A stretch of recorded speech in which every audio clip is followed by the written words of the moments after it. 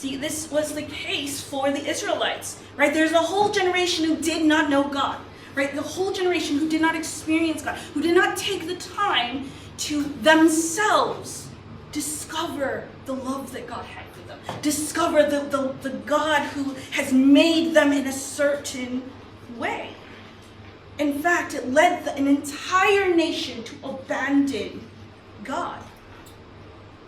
I challenge you to take the steps. Do not be like those Israelites. Take the steps and take hold of your own faith. Discover God on your own. Not because your parents make you, not because your parents tell you to do it, but because you want to know who this God is. I had a teacher, and she was a daughter to a missionary family.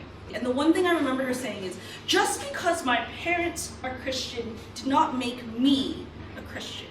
Right? Just because my parents are missionaries did not make me a missionary. Right? She said this in the sense of when she discovered that, she had to go and find this relationship on her own with Christ. Yes, her parents helped her go there, but it was her own discovery that she found the love of God. It was in her testimony, through her testimony, that I actually started journaling and writing down all the things that God has done for me, not necessarily just my family. I started bringing a small notebook book to youth group, right? This is the first time I started bringing and writing down, oh man, this really, what the speaker said today, this was really great.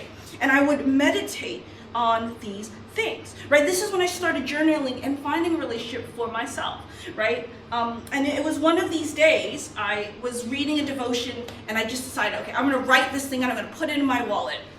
And I kid you not, most of you know I went through a time of depression. I went through a time where I didn't trust God, right? I walked away from God. And it was in this time I literally opened my wallet and out comes this memory verse that I had written down like 2-3 years ago, and it was about giving burdens to God, right?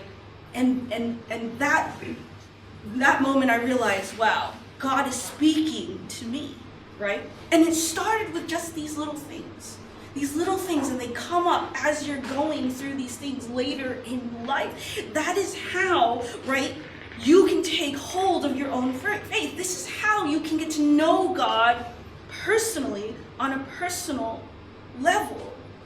Escaping spiritual apostasy means, well, that we consistently rekindle our own faith. Even today, I every now and then go back and I read my old journals, or I'll go and I'll constantly remind myself of who God is. We consistently work on our relationship with Jesus.